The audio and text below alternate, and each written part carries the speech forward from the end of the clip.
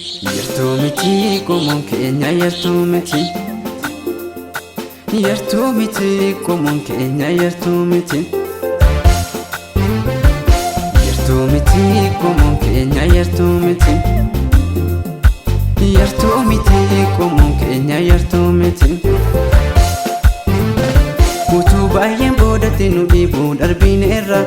Kakuu baannee akkamitti duunaa jiraanneerra. Utuu baay'een boodatti nu dhiibuu darbineerra. Kakuu baannee akkamitti duunaa jiraanneerra. Dhiifamuu warra hidhamanittis hiikamuu akka labsuu fi inni na ergeera. Waggaa Waaqayyoo biratti jaallatamee fudhatamee guyyaa Waaqayyo keenya itti ijaabaafatu akkan labsuu fi warra gaddan hundumaas akkan jajjabeessuu fi na ergeera. Sagaleen nama lafa onaa keessa lallabu tokko Waaqayyoof karaa toshaati araa.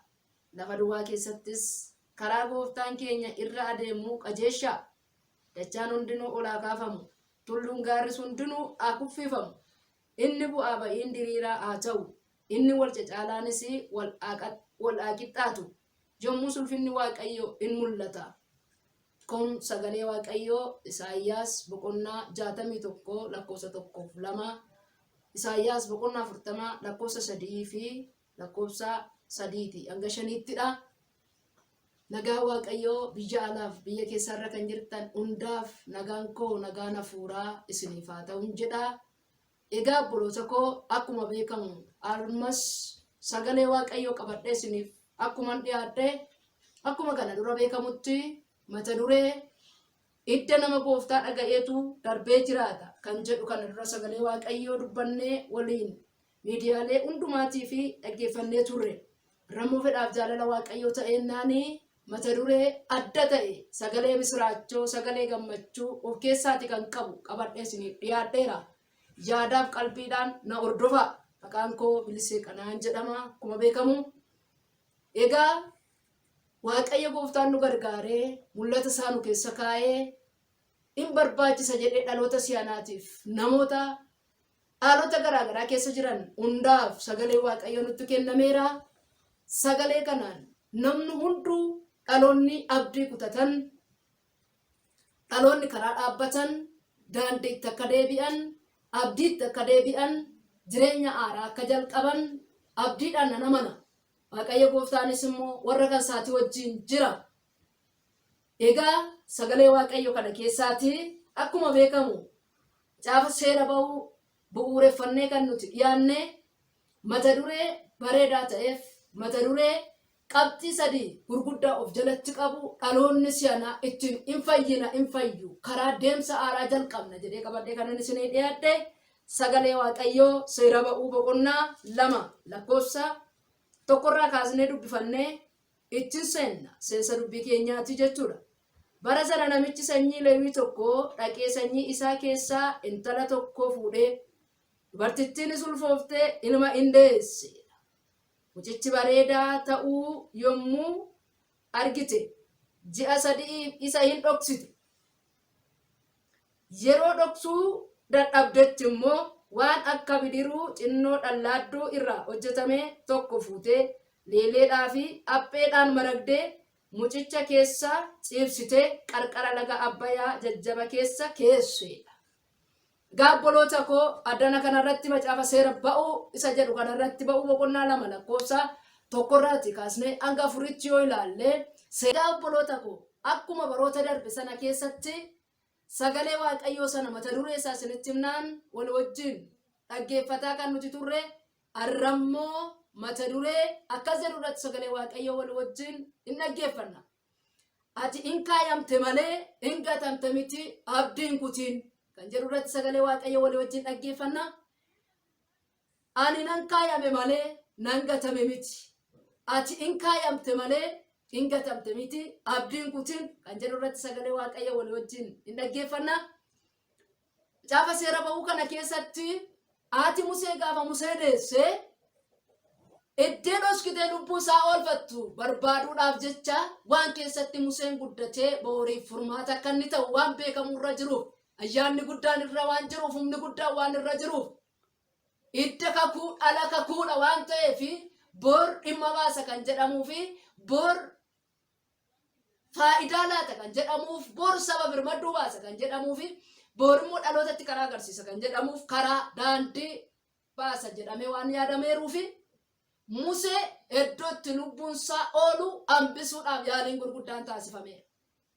Kanaaf ala takka aalicha keessa jirantu ilaalamee waan gataman namatti fakkaata, waan irraanfataman namatti fakkaata. Miti garuu warri bor karaa dheeraa deemanii anaaf isiniin dabalatee bifa garaa irra kan jirtanii toora kam keessa waajjira kam keessaati hojjetaa kan jirtanii waajjira fayyaa Yesuus keessa hojjetaa kan jirtan dhaloonni kakuu dhagaa dhaggeeffadha sagalee misiraachoo hin kaayamte malee hin gatamte miti. Ati hin kaayamte malee hin gatamte miti. Ati Musee gatuu jibbiteeti jajjaba keessa dhaqattee dhoskite qarqara laga Abbayyaa. Gaafa dhaqattu keessatti iyyi isaa hin dhaga'ama. Haa ta'uti garuu eega ji'a sadii ga'eetii booddee ati manaa mootii antalli mootii gaafa dhattee Museedhaan achi keessatti gaafa barbaadde keessatti gaafa argite keessatti naannessitee dhaqattee haadha Museetuu dhaqatee guddise. Waaqayyo karaadha jedhamee hin yaadamneeni karaa lubbuu kee hambifatu qaba. Karaa si oolchu qaba. Karaa ittiin barbaadamuu keessan mirkaneessu qaba Waaqayyo. Kanaaf dhaloonni nan gatame, nan irraanfatame, nan dagatame jedhaa jirtan sagalee misiraachoon isinii qaba. Hin kaayamtan malee hin gatamtan miti. Utuu seenaa Musee kanaan hin jalqabameen xumurameen hin dura ani seenaa tokkoon dubbadha waa'ee gatamuu, waa'ee irraanfatamuu keessatti. Daa'imummaa kootiitti kaasee seenaan ani isinitti dubbachuu barbaade tokko. Maatiin keenya maatii baadiyyaadha waan ta'eef, maatii qonnaan bultootaadha waan ta'eef gabaan naanna'ee inni amma bakkee irraa gulliitii suuqii maal jedhamu kun hin jiru waan ta'eef gabaan naanna'ee bultii torbaa booddee malee dhufu. Guyyaa torba ture yookaanis immoo torbeetti malee dhufu ture. Wanti gabaarraatti bitanii ittiin jiraatanii bultii torba si'in ga'u taanaan rakkina guddaadha. Sababii kanaatiif sammuu koo keessatti yaada taa'e gaafa wanti ittiin itti hojjetanii ashaboon yookiis mosoo giddinni nuti jennu suni waan ittiin mana keessatti hin jiraatan gaafa inni dhumu nan ilaala. Sababii kanaatiif taa'een itti yaade maal gochuun qaban jedhe. Yeroo sana keessatti ani maal gochuun qaba jedhee itti yaadeeni ashaboo isa yeroo jalqabaatiif dhufee bitamee taa'u keessaati irraati fuudheen waan iji namaa hin agarretti iddoo iji namaa hin arginetti yeroo iji namaa hin argine tokko fuudhee gudunfeen feestaalatti mareen kaa'an ture. Hidhee jabeessii dhaasaa jabeesseen kaa'a. Isaanuma keessaan fuudha. Isaanuma keessaati isuma jiru keessaa isa fuuldura namaa taa'ee galgalas misaattis qursiittis raatittis isa waan argetti achuma keessaa fuudhanii itti hojjetanii fuudhee dhoksee iddoo iji namaa hin agarretti jechuudha. Fuudhee dhoksee yoomiif hin kaa'e yoo jettanii guyyaa rakkinni dhufe guyyaa inni sun dhumeennaanii keessummaan tokko mana maatii dhufeennaanii guyyaa rakkinni tokko dhufe. Guyyaa sanaafini ashaboo isuma keessaa fuudheen dhoksee kaa'e. Gaafa dhoksee kaa'u keessatti yeroo keessummaan dhufeennaan maaziriin faa waan manaa dhume sanaaf gaafa isaan cannaqamanii guyyaa rakkinaatiif kan inni dhoksee kaa'e waan hin qabuufin ashaboo sana fuudheen itti raadhan ture. Ashaboon guyyaa gaafa sanaa utuu hin yaada ta'e sammuu ishee. Ashaboon suni ani nan gatame warra kaan keessaa adda ba'ee taa'uun koo jechuun isheen oolu ture. Ani nan irraanfatame dhimma hin baasu yuun keessaa bade jechuun isheen oolu ture. Kanaaf keessaa dhokadhe jechuun isheen hin oolu ture. Maalidha yoo jettan obboloota koo ashabooma sana keessaa ashaboon ani fuudhee dhoksu suni guyyaa rakkinaatiif guyyaa inni sun dhumeennaanii kan biraan immoo bitamuudhaaf guyyaan isaa hin geenye waan ta'eef yeroo ittiin dhiphinni tokko dhufuuf hin kaa'e malee nan gate miti. Anis nan gate miti guyyaa rakkinaatiif hin si kaa'e. Isheenis nan gatame miti guyyaa rakkinaatiif hin kaa'e miti. Ashaboon guyyaa gaafa sanaa suni warra kaan keessaati as baatee ittiin ittoon hojjetamu guyyaa ashaboo warra guyyaa warra kaanii keessaa adda taatee argama. Barakanni ishee baay'eetti cima. Mi'aawu ishee baay'eetti cima fakkaata. Anis immoo irratti baay'een eebbifamu. Warri kaan ija dura ta'anii dhumaniiru. dhoskataniin kaayamne waan ta'eef inni xinnaanis inni guddaanis achuma keessaa maaree ittiin waan barbaade ittiin hojjeta. Utuu bakkeetti argeessa iyyuu utuu bakkeetti arganii horiinu dhaqanii achitti nyaatanii fixu turan. Waan argeen tuqama, waan argeen harkatti kaa'amu, waan argeen faayidaadhaaf barbaada. Kana keessatti immoo hin dhufu, kana keessatti immoo lafa bu'aa hin harcaarra deema. Haa ta'uti kana keessaa dhokatte isheen dhokattee teessisu. Ashaboon guyyaa gaafa sanaa isaaf kaa'amte yoo ta'an guyyaa rakkinaatiif kaa'amte. Gaafa keessummaan dhufee naani qaalii toodhame, saalfii yelloo, waan hadhaatuutti mi'a. Waan ol jedhanii nama ilaaluun dadhabamutu ittiin ol jedhee nama ilaalchisa. Har'a kan dhaggeeffattan kan dhageessan. Dhaloonni raajummaadhaan, faarfannaadhaan, waajjira kam keessayyuu kan jirtan, waamicha sagalee Waaqayyo biraa dhageessanii kan baatan, waldaa kiristaanaatiif taanaan, ergama dhuunfaa taanaan, ergama kamirrayyuu kan jirtan, haalli cimuu danda'a, jireenyi cimuu danda'a, galaan sin harkaa dhumuu danda'a, karaan fagaachuu danda'a, kakuun fagaachuu danda'a. Isa kana ilaaltanii ani nan gatame, nan irraanfatame, Waaqayyo na dhiisen jedhiina, nan gatame, nan moggifame jedhiina, guyyaa kaayamtaniif qabdu. Guyyaa rakkinaatiif kaa'amtani, guyyaa qaaniin waldaa kiristaanaatti dhufe, guyyaa biyyi fayyuu dadhabe, guyyaa addunyaan kurraafame tasgabbeessuudhaaf kaayamte, guyyaa sana barbaadamuudhaaf kaayamte, guyyaa sana waamamuudhaaf kaayamte, iddoo dhokatte waan keessaa si golge keessaa, waan keessatti dhokattee teesse keessaati, guyyaa sana itti achi as ba'uudhaaf kaayamte. Waan irratti barbaadamtuu qabdaati, waan irratti waamamtuu qabdaati. Museen jajjaba keessa dhokate garuu biyya addunyaa biyya baasee mul'isuudhaaf, biyya bilisoomsuudhaaf, lammii isaatiif, zarii isaatiif, qomoo isaatiif boor furmaata ta'e. Har'a dhokattee teessee boor furmaata taata lammii kee, waldaa kiristaanaatiif, hiriyoota keef, maatiidhaaf, hawaasa keetiif. Dhokattee, haalaaf dhokattee, rakkina keessa dhokattee, warra ijaan badan keessa dhokattee, keessaa milixxeeti kanatti booriif barbaachiftu. Dhaga'aa sagalee misiraachoo tokkoon isinitti hima. Booriif barbaachifna yoo jettan, qorumsa Waaqayyo amma kana isiniin qoree isiniin ilaaluudhaaf yookaanis immoo kiiloo Kiristoos irra teenyee ilaalamuu keenyatti hin gaddiina. Laansoo jala kan jirtan hin gaddiina. Qorumsa jala kan jirtan hin gaddiina. Gaaffii jala kan jirtan hin gaddiina. Waaqayyo si kaawwate ija isaatiin si ilaalaa jira. Iddootti keessatti dhokatte sana keessatti Waaqayyo si arga. Ati waan barbaachiftuuf qabda. Situ barbaada maduwwaatu hin taane waan surra jirutu barbaada. Kennaa Waaqayyo sitti kenne, meeshaa Waaqayyo sitti kennetu barbaada. Namni meeshaa sirrii baatu tokko, namni kennaa of harkaatii qabu, namni kennaa qabu immoo kennaa isaatiif barbaada. Guyyaa gaafa tokko macaafa Abboota Firdii boqonnaa 11 keessatti Yiftaa Gili'aadiin maatinsaa ati dubartii kan biraarraati waan dhalatteef dhaala abbaa keenyaa keessaati qoodan qabdu jedha. Inni isaan ari'an kan Gili'aad duwwaarraati ari'an obboloota gowwaaxinnoo irraatiif ari'an. Kennaa isaa fudhatee loltuu jabaadha. Yiftaa Gili'aad loltuu jabaadha. Kennaa isaa fudhatee, loltummaa isaa fudhatee, aangoo isaa fudhatee mandara Xoobitiin baqate. Lolli guddaan kan ittiin biyyi mo'amuu hin dandeenye tokko hin dhufe. Gaafa lolli guddaan biyyichatti gaafa inni dhufu, amma immoo gaafa galmee ilaalanii Yiftaadhaan malee adda duree waraanaa ta'uu kan danda'u hin jiru. Lolicha sanatti ba'anii mo'achuu kan danda'an hin jiran. Yiftaa malee jechuudha.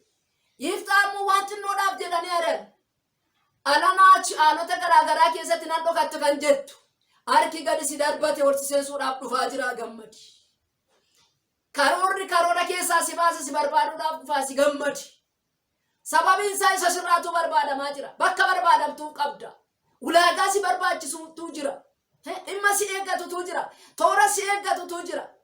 Karoora si eeggatutu jira. Siin malee toora kan hin arganne, siin malee mo'ichi kan hin argamne, siin malee karaa kan ittiin baanetu jira. Biyya keessaa, lammii keessaa, waldaa keessaa. Dhimma si ilaallatutu jira. Sababii kanaaf gatamtee hin haftu ati. Museen dhimminni isa ilaallatu dhumarratti kanaa dhufaa jira. Haa ta'uuti garuu amma kan ammoo bakka itti guddinaayyuu dhabee jajjaba keessa ta'aa jira. Haa ta'uuti garuu karaadha jedhamee hin yaadamne naanna'ee dhufe immoo Museen mirga isaa argateera.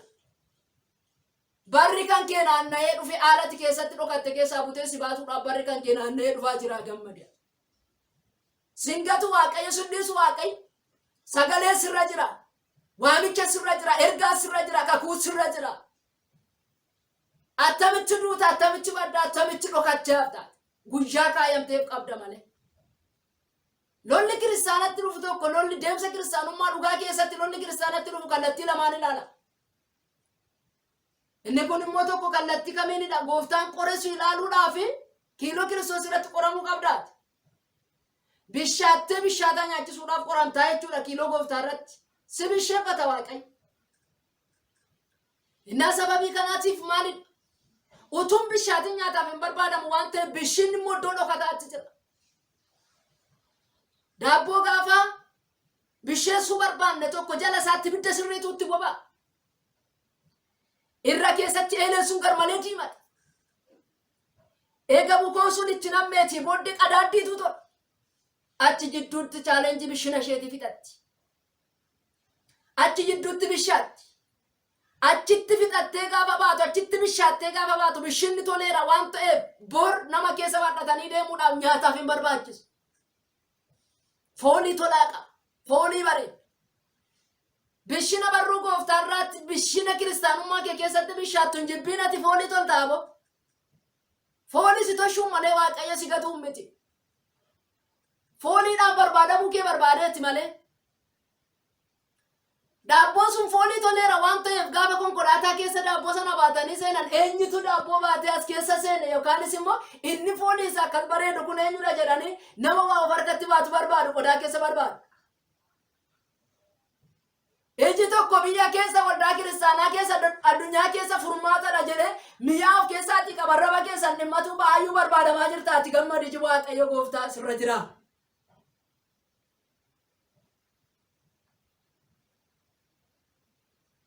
Eessatti bishina ishee akka fooliin tolu taate daabboo yoo jettan iddoo jalaaf irraan bishaatte danfaan bulluqaan bishaatte ibiddi boba'uun itti toleennaan itti cimeennaan achi keessatti bishaatte. Galaa lafa onaa ta'uu danda'a daabboon. Iddoo warra deemanii, iddoo warra sargii qabanii, iddoo warra lidetaa garaa daabboon iddoo guddaa qabaateera. Achuma keessatti garaagartummaa guddaa qabu. Biddeena jedhamee daabboo jedhamee garaagartummaa guddaa qabu. Ilaala paaworii daabboodhaaf jettanii eeleedhaaf jettanii paaworii isaanii amman itti wal caala.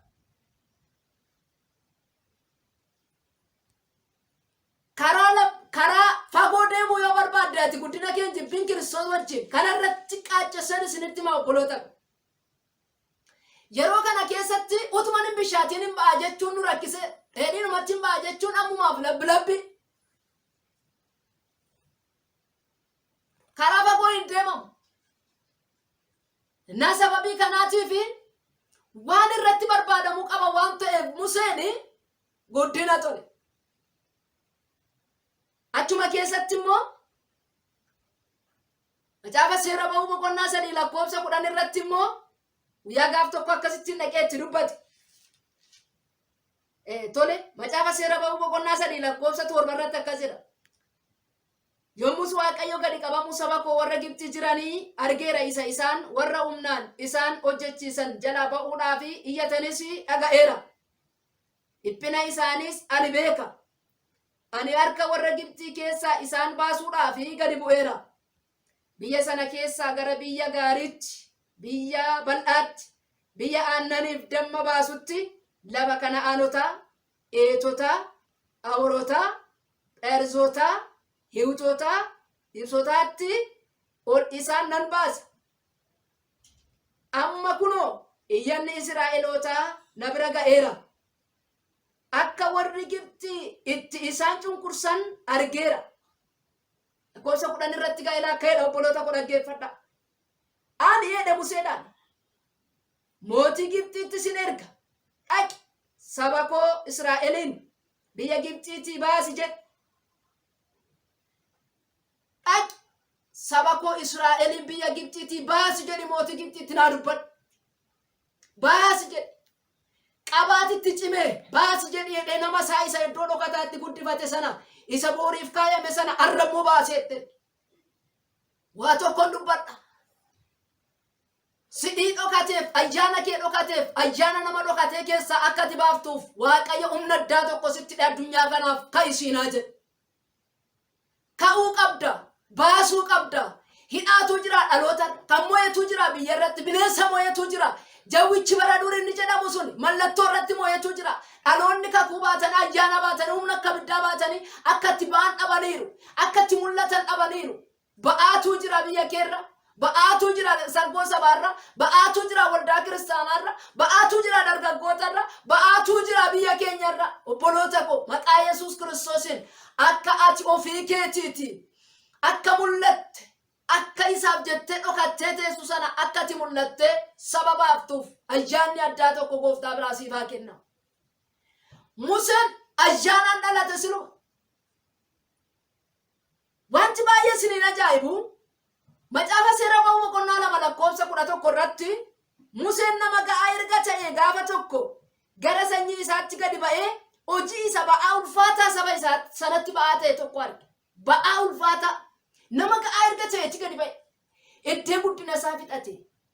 Iddee chaalenjii hunduma isaa baay'ee dabarseeti. Nama ga'aa ta'etti sammuu isaa keessaati akka waa baasuu danda'u. Akka furmaata ta'uu danda'u itti dhaga'amee naan ba'e. Akkuma achi ba'eeni namticha dhaabbatee obboleessa isaarra rukuttaa addaa geggeessu sanyii isaarratti nama rukuttaa addaa geggeessu tokko irratti arge. Gaafa irratti argu Museen sanyii isaa tuqabu, zarii isaa tuqabu, lubbuun tuqabu, lubbuun baduu waan hin jaallanne. Isa hamaa hojjetu sana, isa dabaa hojjetu sana nama ofirratti ilaallatee bitaa mirga isaa ofirratti ilaallatee dhugaati irra jira waan ta'eef dhugaaf hinaafeera waan ta'eef ofirratti ilaallatee rukkutee cirracha keessa awwaalee bira darbe. Lammaffaa irratti immoo ammas Ibroota lamaan isaanii dhaabbatanii utuu isaanii ollola ni arge. Maaf gocha kana gootu Ibroota lamaanuu qomoo tokkicha, zarii tokkichadha. Lubbuu tokko qabdu. Wal fakkaattu Ibroota lamaanuu maaliin wal loltu? Ibroota lamaanuu obboloota qomoo tokkichadha. Arra nuti milikkitoonni kun hundumtuu nu irratti ta'aa jira. Utuu waliin qoodin, utuu lammiin waliin qoodin, utuu biyyaa waliin qoodin wangeelaaf inaafaati ka'aa. Inaafaa ka'aa lammii keessaniif inaafaa. Biyya keessaniif inaafaa. Ofii keessaniif inaafaa ka'aa dhugaa wangeelaa kana labsaa. Maaf kun ta'a jedhaa dhugaa iddoo dhaabate iddootti deebisaa, tooratti deebisaa. Museen dhokatee hafe mini qarqara laga Abbayyaatti. Museen dhokatee hafe mini hoolaa Itirootisutti. Museen dhokatee hafe mini itti jajjaba keessatti. Sagalee tokkoon isinii qaba. Hin kaayamte. Boor furmaataa barbaadamtaa ka'i. Nan kaayame malee nan gatame miti jedhe. Abdii godhadhu. Onnee sirrii godhadhu wangeelaan. Karaan dhibeeraa wangeelaan malee, jireenyi dhibeeraa wangeelaan malee, dhugaan dhibeeraa wangeelaan malee. Obboloota koo karaa miila fudhatan dhibeeraa wangeelaan miila fudhachiisuu kan danda'u anaaf isinidha. Karaatti agarsiisaa dhalootatti. Beenna utuu jedhanii baay'een wallaalaniiru. Lafa agarra utuu jedhanii baay'een lafa argaan jiranii nan gatame Waaqayyo na dhiise jedhe. Waaqayyo na dhiise jedhe. Waaqayyo na dhiise na irraanfate na gate jedhe. Waaqayyo na dhiiseera na irraanfateera jedhe. Kanaaf atin kaayamte malee hin gatamte miti kan jedhu gaafa akkamiitiif kaayamte kan jedhu kanaafi gaafa garbummaa jalaa saba Waaqayyo baasu tokko jenne gaafa garbummaa jalaa saba Waaqayyo baasu bittaa jalaa gadi qabamuu jalaa acuuccaa jalaa saba Waaqayyo baasuudhaaf kaayamte. Kanaaf guddina si tolchate sitti kenna. Harka kee dhufee gala si eeggata dhimma si eeggatu jira. Hojii si ilaallatu jira bar. Dookimentii baadheen katame digirii mataatti baadheen katame jedhiin ati dhimma si eeggatu jira. Tari Waaqayyo waas jala waasii dhoskuudhaan waas jalaa dhosse. Wa'iif si barbaada kan caaltu si baasa Waaqayyo. Dirree bal'aa sii qaba Waaqayyo. Iddoo bal'aa sii qaba Waaqayyo. Addunyaa bal'aa sii qaba Waaqayyo. Bifa garaagaraa keessatti gaafa barannee dookimentii baannee digirii maastirachii garaagaraa mataatti baannee gaafa sammuutti baadhannee gaafa adeemnu gaafa hojii dhibuun jiru. Jira bakka wantoonni garaagaraa waa baay'een kan karaa nama dhaabachiisan jira. Qorumsi biyyi lafa qorumsa hin qabu jechuu hin dandeenye. Haa ta'uuti garuu Waaqayyo warri sagaleen irra jiru warri gooftaa manatanii manaa ba'anii karaa itti nafan karaa dhaabbattee naftooti Waaqayyo si eeggata. Siif of eeggata Waaqayyo ulfina mataasaa siif of eeggata. ulfina mataa isaa siif eeggata Waaqayyo. Kanaaf qabxiin inni tokkoffaa kun gaafa garbummaa jalaa saba Waaqayyoo baasuu caafa seera ba'uu boqonnaa 2 lakkoofsa 1 kaasnee caafa seera ba'uu boqonnaa 2 lakkoofsa 1 akkasuma macaafa seera ba'uu boqonnaa 3 lakkoofsa 7 kaastanii duukaa buutanii hordoftanii dhaggeeffachuu ilaaluu hordofuu dandeessu. Ammas lakkoofsa 2 irratti akkasidha. Gaafa attamiitiif kaayame gaafa attamiitiif kaayame gaafa attamiitiif hin kaayame ani kan jedhu inni lammaffaan gaafa waliin dhahan baay'ate gargar calaluudhaaf akkati calaltuuf si kaawwate Waaqayyo. Gaafa akkamiitiif na kaawwate Waaqayyo yoo jettan akkati calaltuuf si kaawwate akkati adda adda baaftuuf si kaawwate akkati waan toora gadi dhiise tooratti deebiftuuf si kaawwate akkati waan fakkaatii adeemu biraati waan lolatti nama geessu biraati waan lolee nama moosisu biraati isa moo'icha namaaf illaan akkati hambistuuf gaafa waliin makaan baay'ate gaafa waliin dhahan baay'ate gaafa dhugaan iddoodhaatii kaa'ate dhugaa addeetti deebisuudhaaf gaafa jannummaan iddootii dhibe jannummaan hafuuraa jannummaan wangeelaa gaafa iddoodhaatii dhibe iddootti deebisuudhaaf karaan hin jirreen karaa baasuudhaaf karaa dhaloota jala karaa dhabe dhaloota karaatti deebisuudhaaf kaayamte ati. Dala kana irratti abboota firdii boqonnaa 7 lakkoofsa 2 irratti akkas jedha. Abboota firdii boqonnaa 7 lakkoofsa 2 Waaqayyo yommus Gidewooniin namoonni si wajjin jiran waan baay'ataniif warra miidiyaan harka isaaniitti dabarsee hin kennu. Yoon kenne Israa'eloonni humna keenyaan of oolchine jedhanii ana irratti of hin jaju. Amma namootatti lallabiiti namni isin keessaa sodaatee lapheen isaa sirbu tulluu Gili'aad irraa ka'ee gara manaatti deebi'u jedhe. Akkas jedhettiin jedhe Gidewooniin. Gaaddana kanarratti akkati calaltuuf akkati waa adda baaftuuf loltoonni Gidewoonii wajjin adeemanii miidiyaanota rukkutuudhaaf gaafa isaan achitti ka'anii loltoonni Gidewoon duukaa adeeman lolatti baana jedhanii namoota 32,000 duukaa ka'e. Loltoota 32,000 duukaa ka'e kana keessaatti guyyaa gaafa tokko Gidewoonitti sagaleen itti dhaga'ame akkas jedhe. Yaa Gidewoon warri si wajjin adeeman kun baay'ee waan baay'ataniif loltoonni si wajjin adeeman kun waan baay'ataniif tulluu Gili'aad irra yeroo geessu akka ittiin itti dubbadhu waan baay'ataniif warri lapheen keessan akka kiraaraa wallatu warri sodaattan warri lolichaaf hin barbaachifne na bira afaa jedhe. Gidewoon galagalee akkas jedhe. Yaa ijoo warri lapheen keessan akka kiraaraa wallatu warri sodaattan warri lolichaaf hin barbaachifne deebi'aa tulluu kanarratti calalamaa. Yoo dhaqan immoo edem miidiyaanotaan dandeettii keenyaan baay'ina keenyaan immoo adda jedhanii anarratti ulfina mataa isaanii mul'isu malee ani keessaa ba'eera.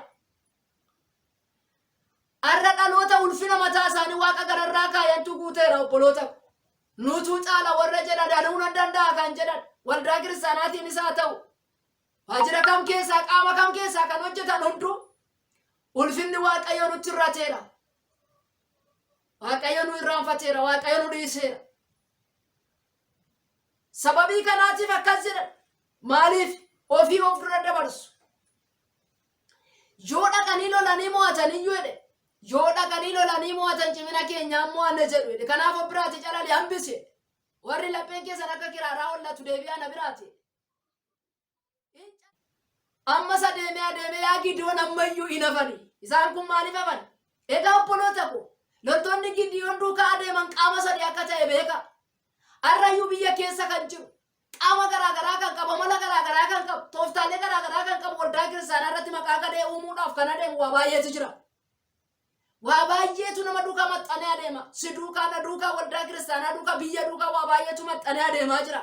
Dhokatee lolaaf injifannoo kan namaaf hin kennin moo'icha kan namaaf hin laanne nagaa kan namaaf hin laanne amala garaagaraatu jira. Anarra sunirra dhalootan walakkaa yaada foonsaaf kan adeemu walakkaan jireenya mataa isaatiif kan adeemu ولا كان مو ولا تاني ولا كان أديم ولا كان كاتات ولا نيمون كان بين قالوا لنا فكوا باي تيمو كان بري كان تيمبري كان تيلنجي وات أيوش بركة يا أما كوس لا لولا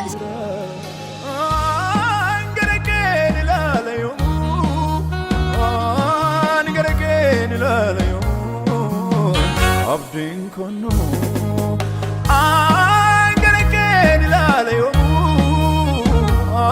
أنجركين لا لا يوم أبدين كنو أنجركين لا لا يوم